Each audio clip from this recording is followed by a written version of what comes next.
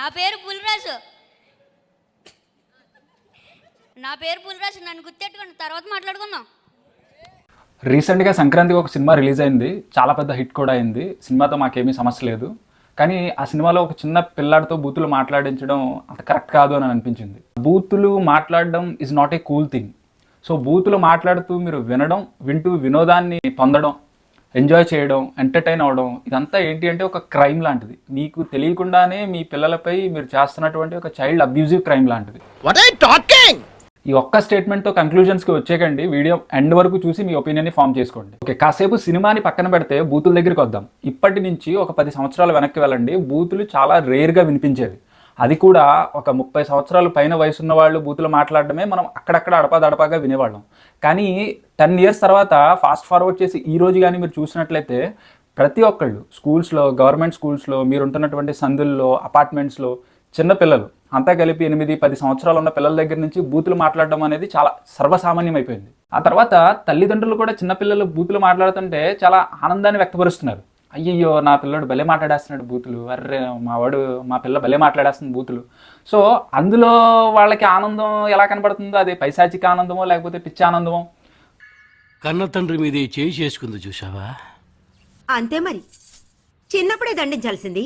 మా అమ్మ కొట్టు, నా బుజ్జి కొట్టు అని అలవాటు చేశారుగా, అనుభవించండి. బూతులు మాట్లాడుతున్నా మీరు మురిసిపోతున్నారంటే అది ఖచ్చితంగా అది మురిసిపోవడం కాదు, అదొక పైశాచిక ఆనందం అది.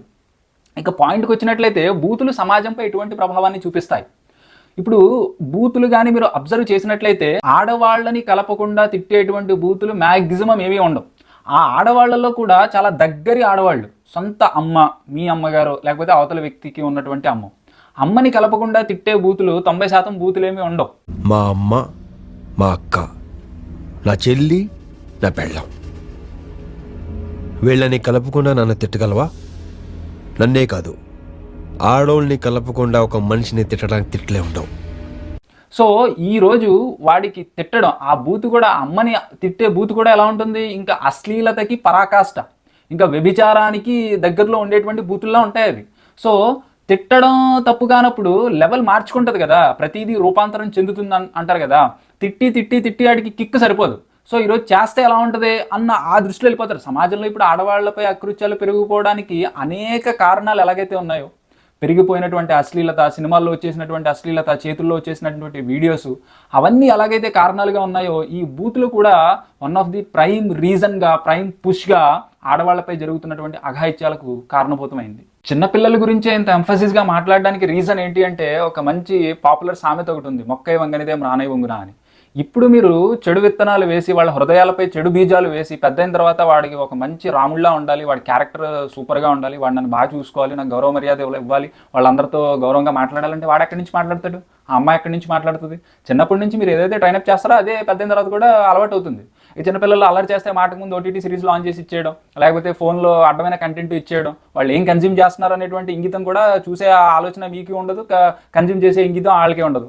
ఇంకేదైనా వాడు అన్నం తినకపోతే టీవీలో అడ్డమైన రియాలిటీ షోస్ ఆన్ చేసి ఇచ్చేయడం. ఇంకా ఓటీటీ ప్లాట్ఫామ్స్లో అయితే అడ్డమైనటువంటి న్యూడిటీ, అశ్లీలం సర్వసామాన్యం అయిపోయింది. ఇటువంటి అశ్లీల ముద్రలు వాడి హృదయం మీద పడిన తర్వాత రేపు పొద్దున్న వాడు గొప్పోడు అవ్వాలంటే ఎక్కడవుతాడు? వాడు నీచుడే అవుతాడు, నికృష్టురాలే అవుతుంది. సో పెద్దయిన తర్వాత మీరు బాధపడేదానికంటే ఇప్పుడే మీరు వాళ్ళకి ఒక అందమైనటువంటి ఎన్విరాన్మెంట్ని క్రియేట్ చేయడం బెటర్. ఒక ఎథిక్స్తో కూడుకున్నటువంటి, మీరు అలాగా మంచి ఫుడ్ ఇస్తున్నారు, మంచి షెల్టర్ ఇస్తున్నారు, అన్ని కంఫర్ట్స్ మంచిగా చూసుకుంటున్నారు, ఎడ్యుకేషన్ టాప్ లెవెల్ ఎడ్యుకేషన్ ఇస్తున్నారు, అదేవిధంగా ఎథిక్స్, మారల్స్ కూడా ఇచ్చారనుకోండి, వాడి భవిష్యత్తు బాగుంటుంది, మీకు ఇచ్చేటువంటి గౌరవ మర్యాదల్లో ఏ కొదవ ఉండదు. లేకపోతే మీ కంపెనీ మీరే కాల్చుకునే వాళ్ళు అవుతారు. రియాలిటీ షోస్ పేరుతో టీవీల్లో వచ్చేటువంటి ప్రోగ్రామ్స్లో పక్కా చైల్డ్ అబ్యూస్ జరుగుతుంది. అందులో ఒక 30 ఏళ్ల ఒక పెద్ద ఆవిడ ఉంటుంది, ఒక చిన్న పిల్లాడు ఉంటాడు, వాడికి 5-6 సంవత్సరాల వయసు ఉంటుంది. ఆవిడ అంటది, నేను అందరూ నవ్వుతున్నారంటే ఇలా ముద్దులు పెట్టుకోవడం తప్పేమీ కాదేమో, ఇలా లేకపోతే భార్యాభర్తల్లో ఉండి అడ్డమైనటువంటి పనులు చేయడం తప్పేమీ కాదేమో. అక్కడి నుంచే వాళ్ళకి ఒక నెగిటివ్ పిక్చర్ అనేది మీరు ఇచ్చేస్తున్నారు. పక్కా చైల్డ్ అబ్యూస్కి మీరే ఎంకరేజ్ చేస్తున్నారు. కామెంటుల్లో మేధావులు వచ్చేస్తారు, అభ్యుదయవాదులు వచ్చేస్తారు. జోక్ని జోక్లా తీసుకోవాలండి, సినిమాని సినిమాలా చూడాలండి. సో జోక్ని జోక్లా తీసుకోవాలి అని 21 సంవత్సరాలు 18 సంవత్సరాలు దాటి నీకు తెలుసు, నాకు తెలుసు. కానీ చిన్న పిల్లాడికి ఏం తెలుస్తుంది? నువ్వేది సెలబ్రేట్ చేస్తే అదే గొప్ప అనుకుంటాడు. నువ్వు రియాలిటీ షోలో ఒక అడ్డమైనటువంటి డబుల్ మీనింగ్ వచ్చే జోకులకి నువ్వు నవ్వుతున్నావు అనుకో, మీరు నవ్వుతున్నారు అనుకోండి, దాన్ని సెలబ్రేట్ చేస్తున్నారు అనుకోండి, అదే గొప్ప విషయం అనుకుంటారు. ఒక సినిమా హాల్లో కూర్చొని ఒక 5 సంవత్సరాల పిల్లడు నవ్వుతుంటే బూతులు మాట్లాడుతుంటే మీరు దాన్ని సెలబ్రేట్ చేశారనుకోండి, ఓహో ఇంటికి వెళ్ళిన తర్వాత మా నాన్నతో మా బంధువులతో కూడా ఇలా బూతులు మాట్లాడాలేమో అనుకుంటారు. ఎంటర్టైన్ అయ్యి వదిలేసేదానికి ఇంత డిస్కషన్ అవసరమా అని మీకు అనిపించవచ్చు. ఎంటర్టైన్మెంట్ గురించి ఏదైనా చేస్తామా? ఎంటర్టైన్మెంట్ అనేది మన జీవితంలో కంపల్షన్ ఏం కాదు కదా, అది అత్యవసరం ఏం కాదు కదా. వినోదం ఎలాంటిది? అదొక ఆప్షన్, అది అత్యవసరం ఏం కాదు. సో వినోదం గురించి మనం ఎంతకైనా తెగించేసి ఇంకా మనం అశ్లీలం ఉంటేనే నవ్వాల్సినంత దూరం వెళ్ళిపోవాల్సిన అవసరం లేదు. ఏ డబుల్ మీనింగులు లేనటువంటి స్వచ్ఛమైన నవ్వు ఈరోజు మనకు అందింది అనుకోండి, నవ్వుకుందాం. నవ్వు గురించి అశ్లీలం వరకు తెగించాల్సినటువంటి అవసరం లేదు కదండి. ఇంకా చాలా మంది మేధావులు చెప్పే మరొక విషయం ఏంటంటే, సినిమాలు చూసి జనాలు పాడైపోతారు ఏంటండి? సినిమాలు చూసి జనాలు గొప్పలు అయిపోతారా? గాంధీ సినిమా రిలీజ్ అయిపోతే అందరూ గాంధీలు అయిపోతారా? లేకపోతే పుష్ప సినిమా రిలీజ్ అయితే అందరూ స్మగ్లర్లు అయిపోతారా? గేమ్ చేంజర్ సినిమా చూసి అందరూ ఐపీఎస్లో అయిపోతారా అని చాలా మంది మేధావులు చెప్తారు. సినిమాలు చూసి మంచోళ్ళు అయిపోతారో లేదో నాకు తెలియదు, కానీ సినిమాలు చూసి నెగిటివ్ ఇన్ఫ్లుయెన్స్ అయితే ఉంటుందండి. సినిమాలో చూపించిన చెడు ఎక్కువగా తీసుకునేటువంటి సమాజం ఇది. సో చెడుని చెడులా చూపించారనుకోండి, ప్రభావం తక్కువ ఉండొచ్చు. కానీ మీరు చెడుని గ్లోరిఫై చేస్తూ చూపించారనుకోండి, ఆ సినిమాలో స్మగ్లర్ని పెద్ద హీరోలాగా అదేదో పెద్ద ఎలివేషన్లు ఇచ్చేస్తూ చూపించారు, ఖచ్చితంగా ఇన్ఫ్లుయెన్స్ ఉంటుంది. పైగా స్మగ్లింగ్ చేసేవాడు తగ్గేదేలే అంటాడా? అది పెద్ద ఉపనిషత్ సూక్తి అయిపోయింది వేళ. ఇప్పుడు దాన్ని ఏమంటాడు కుర్రాడు కూడా, ఎవరన్నా గోమ్మె కొట్టి తగ్గేదేలే అంటున్నాడు. దీనికి ఎవరు కారణం అండి? మరి నాకు కోపమే వస్తుంది. ఎందుకు రాదు? జరిగింది చెడైనప్పుడు కోపమే వస్తుంది. ఆ హీరోని కానీ ఆ డైరెక్టర్ని కానీ నాకు సమాధానం చెప్పాలని కడిగేస్తాను, అనుమానమే లేదు. ఈ డైలాగ్ వల్ల ఏమైందంటే సమాజంలో నేరాలు పెరుగుతున్నాయి. తగ్గేదేలేని ఎవడనాలి? హరిశ్చంద్రుడు లాంటి వాడు అనాలి, శ్రీరామచంద్రుడు లాంటి వాడు. ఒక స్మగ్లర్ వాడడం ఏంటంటే ఆ డైలాగ్. సినిమాల ప్రభావం మనుషుల మీద ఖచ్చితంగా ఉంటుంది. ఎస్పెషల్లీ మీరు కానీ చెడుని గ్లోరిఫై చేసి చూపించారనుకోండి, ఆ ప్రభావం ఖచ్చితంగా ఉంటుంది. ప్రతివాడు పిచ్చి పని చేయడం తగ్గేదేలే అనడం, ఎవరినో లెంపకాయ కొట్టడం తగ్గేదేలే అనడం, మంచి పని చేసి తగ్గేదేలే అనేవాడు ఎవడో లేడు, చెత్త పని చేసి తగ్గేదేలే అనేవాళ్ళు ఎక్కువైపోయారు. సో చెడుని గ్లోరిఫై చేయడం వల్ల ఇది అవుతుంది. సో సినిమాల ప్రభావం ఎంతవరకు వచ్చేసిందంటే, రీసెంట్గా హైదరాబాద్లో ఒక ఇన్సిడెంట్ జరిగింది. భార్యని చంపేసి బోన్స్ని సపరేట్ చేసి పొడి చేస్తాడు, మాంసాన్ని ఏమో కుక్కర్లో ఉడకబెట్టేశాడు. ఇదంతా దేని నుంచి చూసి ఇన్స్పైర్ అయ్యాడు? రీసెంట్గా హాట్స్టార్లో ఒక సినిమా స్ట్రీమింగ్ వచ్చింది, సూక్ష్మదర్శిని అని. అలాంటి కొన్ని సినిమాలు చూసి ఇన్స్పైర్ అయ్యానని చెప్పి స్వయంగా అతనే కన్ఫెస్ చేశాడు, స్వయంగా ఆయనే ఒప్పుకున్నాడు బయటకు వచ్చి. సో సినిమాల ప్రభావం ఖచ్చితంగా ఉంటుంది.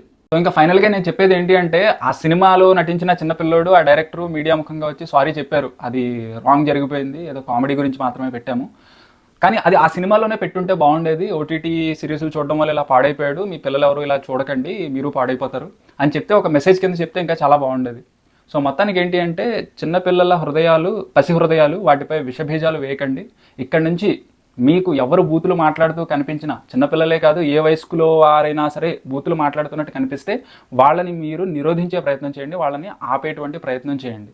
ఎందుకంటే చెడు సామాన్యం అయిపోవడం సమాజం యొక్క పతనం. ఆ చెడుల్లో ఈ బూతులు కూడా పెద్ద చెడులు కాబట్టి, చెడు సామాన్యం అయిపోతున్నప్పుడు మీరు ఆ చెడుని చూసి అలా మీరు కామ్గా మీరు అలా వెళ్ళిపోతున్నారు అంటే, అది సమాజం యొక్క పతనం, సమాజం యొక్క పతనం మీ పతనం కూడా. సో మీ పతనాన్ని మీరు కొని తెచ్చుకోకండి. థ్యాంక్ యూ, జై హింద్. గాంధీ సినిమా ఇండియాలో 100 రోజులు ఆడదు. కడప కింగ్ అనేది 200 సెంటర్స్ 100 days.